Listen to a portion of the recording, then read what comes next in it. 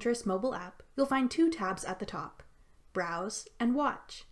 The Browse tab is like Pinterest's traditional feed with several small images and videos you can scroll through.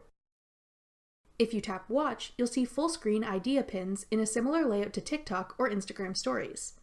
Scroll upwards to see more Pinterest Watch content. You can pause videos on Watch by tapping the pause icon in the bottom left corner. Tap the heart icon to like it.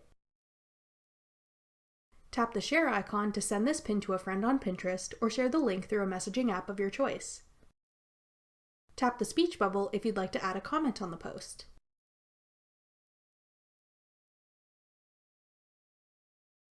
To save a Pinterest Watch video to one of your Pinterest boards, tap the bookmark icon. Then select which board you want to save it to.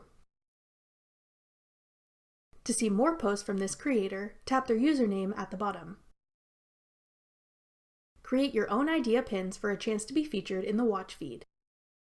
That does it for our guide to using Pinterest Watch.